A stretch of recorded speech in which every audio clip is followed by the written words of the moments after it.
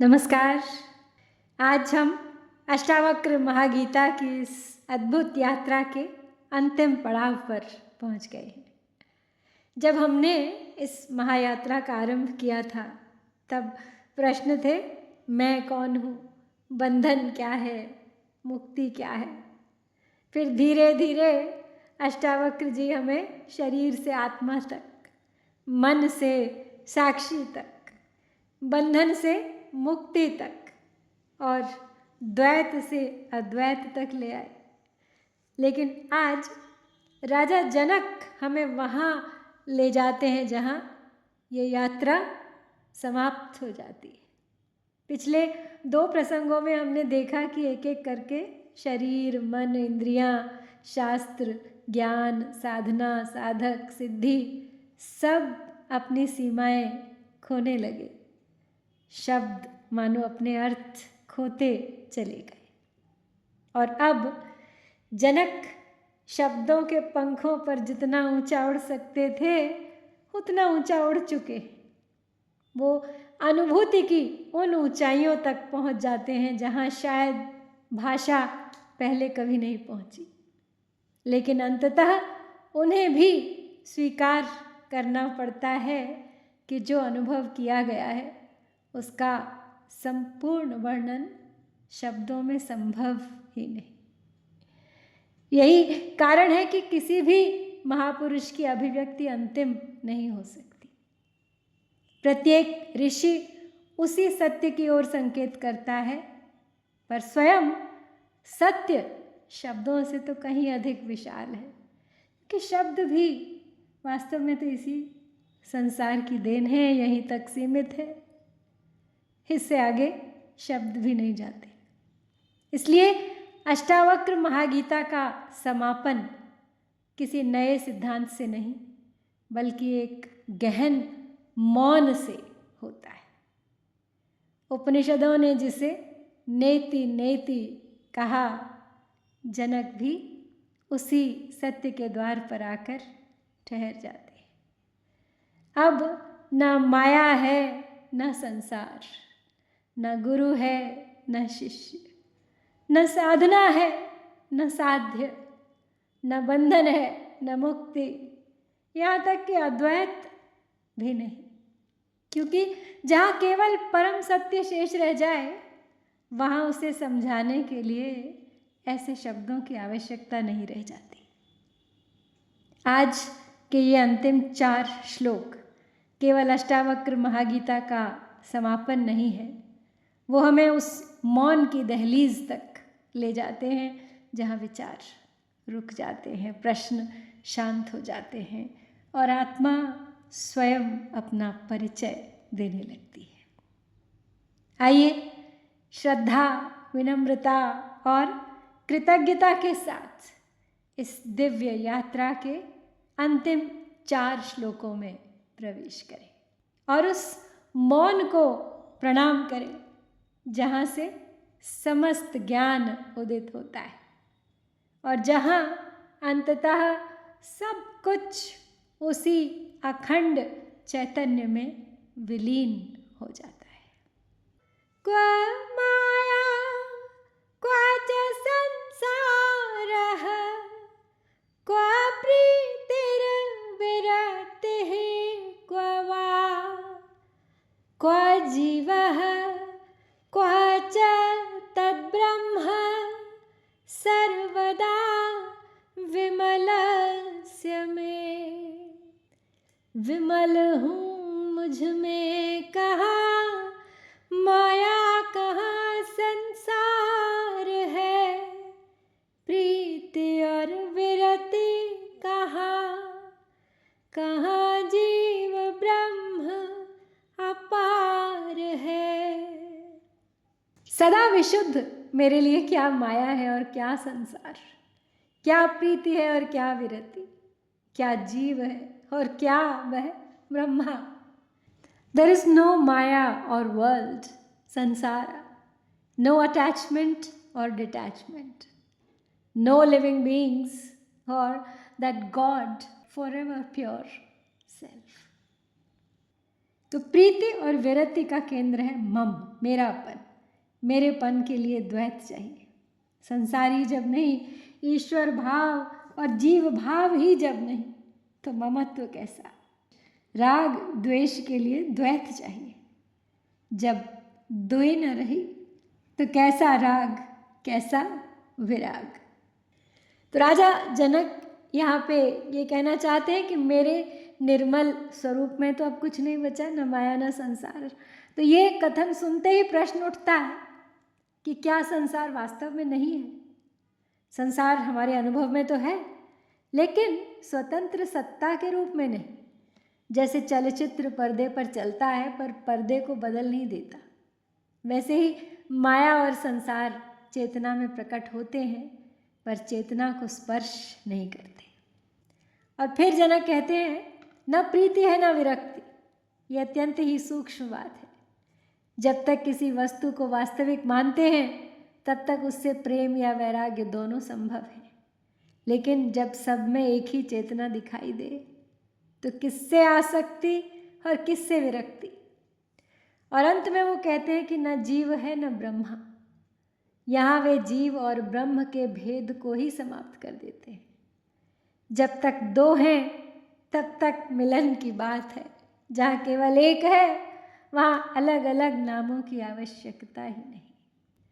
हम अपने जीवन में लोगों और परिस्थितियों से चिपकते भी हैं और उनसे भागते भी हैं, लेकिन अष्टावक्र जी कहते हैं कि जहाँ एकत्व का अनुभव हो जाए वहाँ न आकर्षण बचता है न विकर्षण, केवल करुणा और सहजता रह जाती है।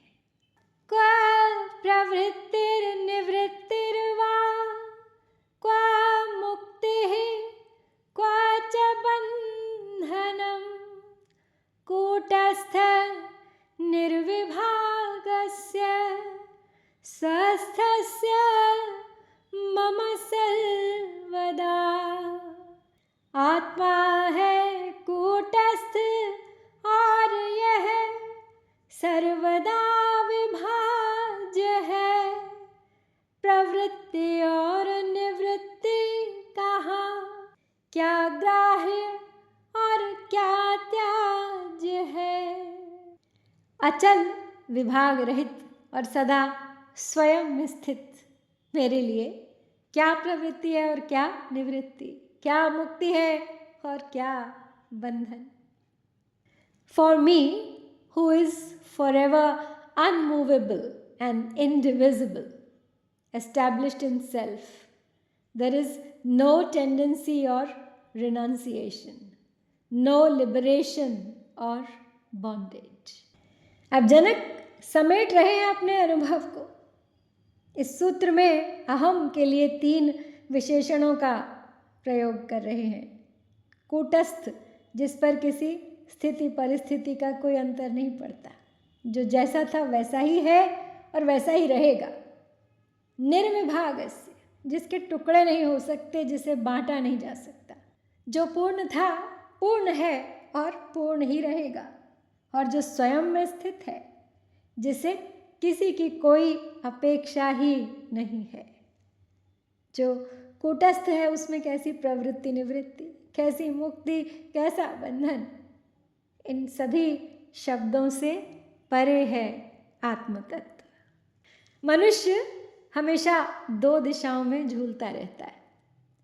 या तो संसार की ओर भागता है या संसार छोड़ने की सोचता है। यही प्रवृत्ति और निवृत्ति है। लेकिन जनक कहते हैं जब मैं अपने अचल अखंड स्वरूप में स्थित हूँ तो न संसार में जाने का प्रश्न है और न संसार से भागने का। फिर वे कहते हैं न बंधन है न मुक्ति। यह अष्टावक्र महागीता का बार बार दोहराया गया सबसे महत्वपूर्ण संदेश है। आत्मा को कभी बांधा नहीं जा सकता। जो कभी बंधा ही नहीं तो फिर उसे मुक्त कौन करेगा। हमारे आधुनिक जीवन में हम सोचते हैं कि सब छोड़ दूंगा तो शांत हो जाऊंगा, लेकिन अशांति स्थान में नहीं मन में होती है। अष्टावक्र कहते हैं स्वरूप में स्थित हो जाओ, फिर संसार और संन्यास दोनों एक समान हो जाते हैं। कहीं जाने की कोई आवश्यकता नहीं किसी को। क्वोपदेशः क्व वा शास्त्रं क्व शिष्यः क्व च वा गुरुः क्व चास्ति पुरुषार्थो वा निरुपाधेः शिवस्य मे।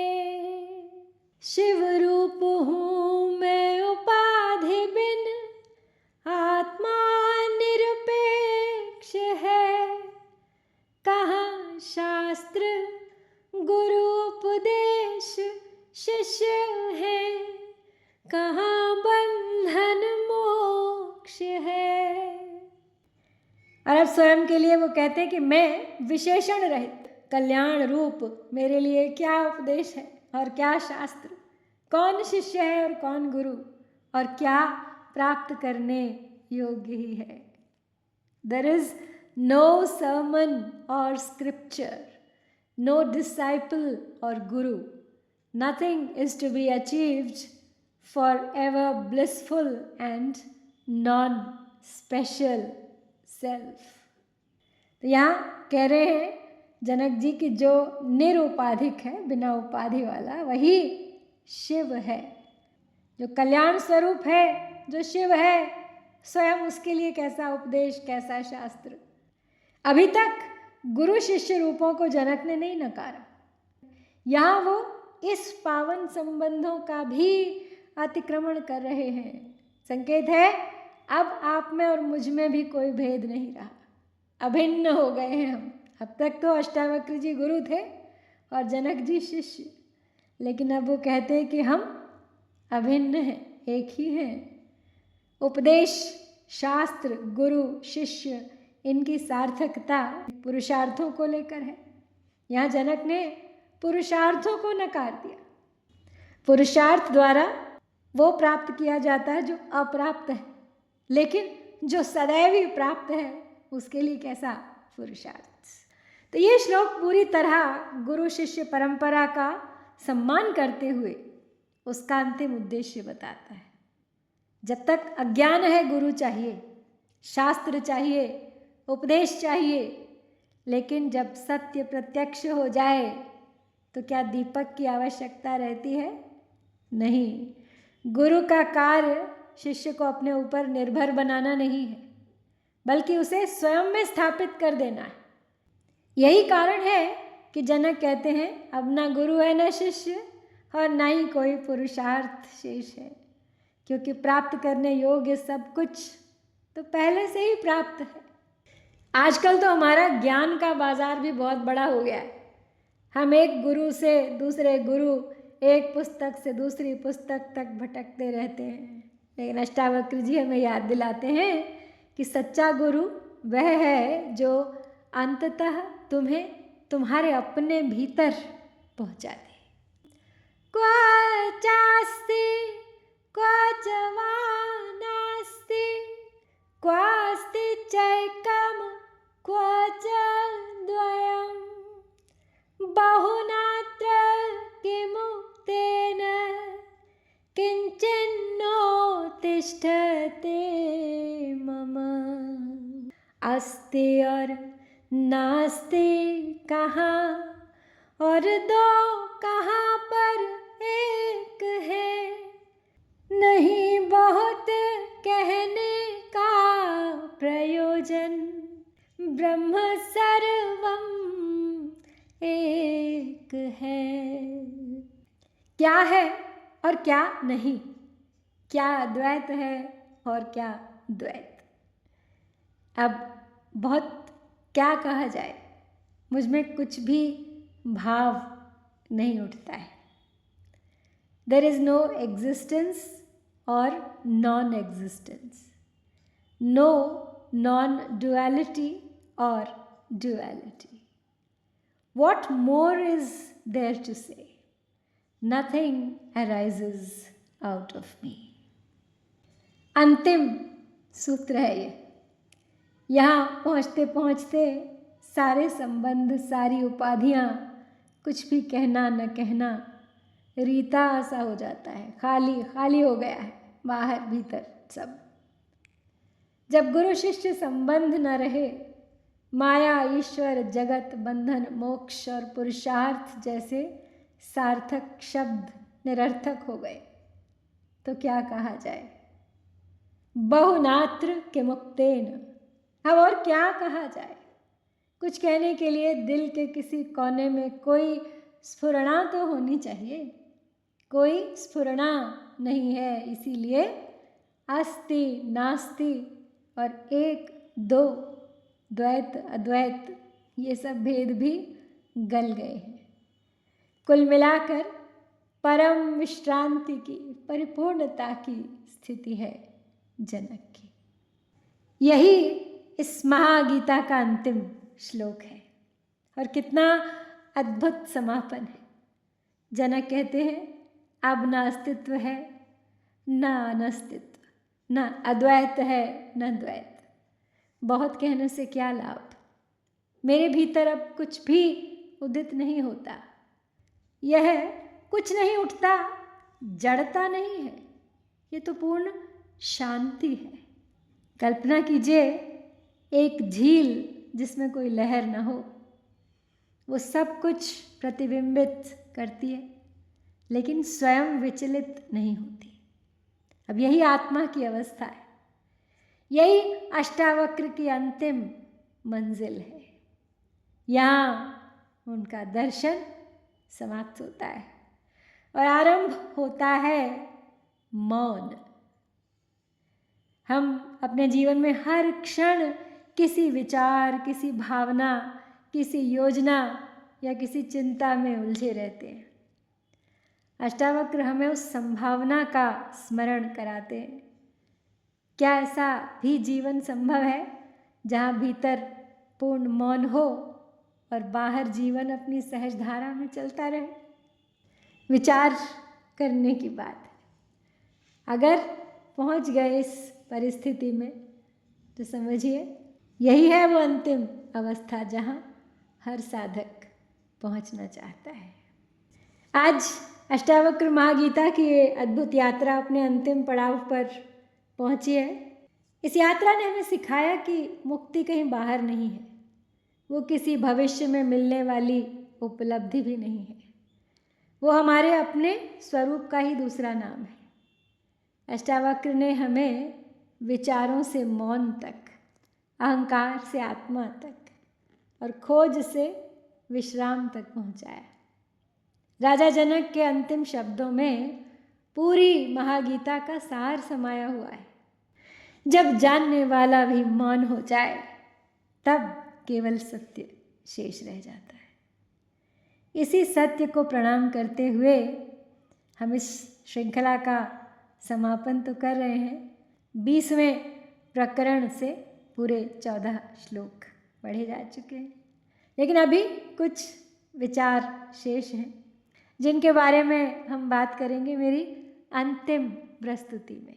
यदि इस यात्रा ने आपके जीवन में एक भी प्रश्न जगाया हो, एक भी भ्रम हटाया हो या भीतर थोड़ी सी शांति का स्पर्श कराया हो, तो यही इस प्रस्तुति का मेरे लिए सबसे बड़ा पुरस्कार होगा। आप सभी का इस संपूर्ण आध्यात्मिक यात्रा में साथ देने के लिए हृदय से धन्यवाद। लेकिन बने रहिए मेरे साथ इस यात्रा में अभी, क्योंकि एक अंतिम प्रस्तुति बाकी है। हरिओम तत्सत। ओम शांति शांति शांति।